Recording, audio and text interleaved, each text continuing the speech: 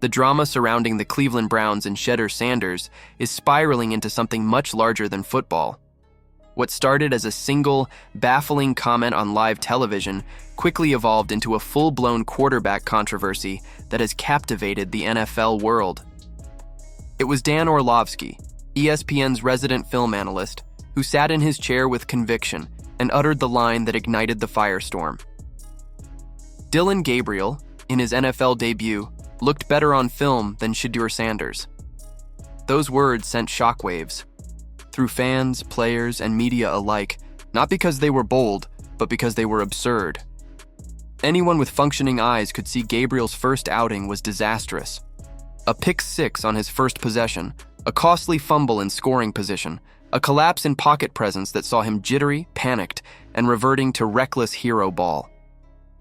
Meanwhile, Shedeur's debut was the picture of poise: 2 touchdowns, 0 turnovers, composure under fire, and command of the offense like he had been there for years. This wasn't a debate, it was a meltdown versus a masterclass, and yet, somehow, Orlovski crowned Gabriel as the better quarterback. What followed was an avalanche. Orlovski's defense of Gabriel wasn't based on performance, it was based on excuses. The receivers didn't separate. The offensive line struggled. The play calling wasn't ideal. Everything and everyone was blamed, except Gabriel himself. Shedeur, despite being flawless, was dismissed as needing more tests or yet to face elite defenses. The media, in real time, was constructing a narrative that millions watching at home recognized instantly. Certain quarterbacks are gifted patience, grace, and praise for mere flashes, while others are nitpicked to death no matter how excellent they play. A. Smith.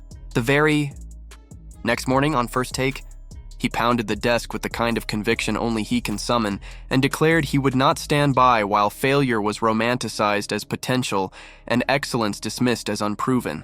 It wasn't just a rebuttal to Orlovski, it was an indictment of the media itself. Stephen A. spotlighted the double standard that has haunted quarterbacks for decades. Time and again, raw, mistake-prone rookies are celebrated as gunslingers, scrappy competitors, or diamonds in the rough, while others, especially those who don't fit the traditional mold, are painted as system players or unready, no matter how strong their performance is. Shedeur Sanders, after a debut that should have cemented him as the Browns' future, was instead cast into the shadows of skepticism. Gabriel, despite stumbling out of the gate, was praised for flashes and given the cushion of patience. Fans didn't just notice, they erupted. Social media detonated. Hashtags comparing the two quarterbacks trended within hours.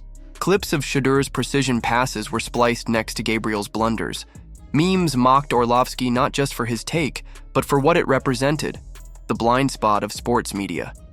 One viral post summed it up with brutal clarity. If Shedeur Sanders' name was Shane McCarthy, ESPN would already be debating if he's the next Patrick Mahomes. Harsh? Maybe. But it resonated because beneath the exaggeration was a kernel of truth fans couldn't ignore. Even former players weighed in. Richard Sherman tweeted bluntly, "The media does this constantly. Shedeur balls out and gets a wait and see. Gabriel struggles and gets he'll figure it out. How does that make sense?" And that's the thing. Cleveland fans, in particular, aren't the type to be fooled. They've lived through Johnny Manziel's circus, Baker Mayfield's roller coaster, and even paraded through the streets to celebrate a winless season out of sheer defiance. When Shedeur Sanders walked onto the field and immediately gave them not hope, but belief rooted in results, they felt it in their bones. He wasn't just another quarterback, he was a presence, a leader, a force. But inside the Browns' facility, things weren't so simple. Head coach Kevin Stefanski, known for his rigid, system-first philosophy, didn't see Sanders as a savior. He saw him as chaos, a playmaker who thrived in improvisation, who made magic when plays broke down. For a coach who built his career on precision and predictability, Shedeur was terrifying. So instead of unleashing the storm, Stefanski tried to contain it, hiding behind press conference cliches about development and rotation. That decision has become the epicenter of the storm engulfing Cleveland. Fans won't stand by. The Browns' faithful, long-suffering, and battle-hardened won't sit silently while their city's first real shot at a franchise quarterback in decades holds a clipboard on the sidelines. Sports radio callers scorch Stefanski daily. Journalists grill him at pressers. Teammates whisper in the locker room about politics trumping performance. Because the truth is obvious. Shedeur isn't just another rookie. He carries himself like a CEO, commands the huddle like a veteran, and exudes the calm presence of a leader who belongs. Every snap he takes electrifies the stadium. Every possession under his control feels like Cleveland's destiny shifting.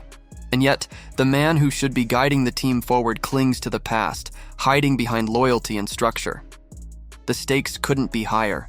If Shedeur Sanders isn't starting by October, Stefanski won't just be risking a few games. He'll be gambling his legacy. Cleveland's tortured history is filled with moments of hesitation, of playing it safe, of passing on greatness only to regret it later. Shedeur represents the opposite. Boldness, fire, the unshakable belief that sometimes you have to gamble big to finally change the script. The Browns have endured decades of futility chasing safe, predictable football. And safe has gotten them nothing. Sanders is different. Sanders is the spark, and it's not just about football anymore. Ownership sees the surge in ratings, the explosion in merchandise sales, the way Sanders' name trends daily. This is business, this is brand. Sanders is not just a quarterback, he's a phenomenon. The question isn't if he'll take over, it's when. And the longer Stefanski delays, the more it looks less like strategy and more like stubbornness. Meanwhile, the Browns' front office continues making moves that show they're playing the long game. Trading away defensive tackle Joanne Briggs for a future pick might look minor on the surface, but in reality, it's part of a larger blueprint. Cleveland is stockpiling draft capital, adding flexibility for the seasons ahead. With an extra first-rounder and now another mid-round asset, they're quietly building a war chest for the future. It's not desperation, it's sustainability. They're thinking years ahead, constructing a roster that can contend for championships not just once, but year after year.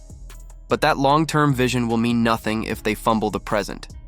Fans don't want to wait another season, another cycle, another promise of tomorrow. They've seen Shedeur now. They know what's possible. And once you give Cleveland a taste of belief, you can't take it back. Not without consequence. If Stefanski sticks with Gabriel and the Browns stumble, those boos in the stadium won't just be about interceptions. They'll be about betrayal, about ignoring the obvious, about smothering the spark the city has been begging for. This is the crossroads. This is the moment. Shedeur Sanders isn't just a quarterback. He's a cultural pivot, a shift in energy the Browns have been chasing. For decades, he is, in every sense, the face of the future. And whether Kevin Stefanski recognizes it or not, the city already has. The storm is here, and if the Browns don't harness it, it will consume them. But what do you think, Browns Nation? Is Kevin Stefanski protecting Shedeur Sanders, or is he holding back the future of the franchise out of fear and stubbornness? Should the Browns unleash Sanders now and let him lead this team, or should they keep him waiting behind veterans and rivals? Let me know in the comments. And if you're riding with Cleveland through every twist of this quarterback saga, hit that like button and subscribe so you don't miss a single update. This story is only just beginning.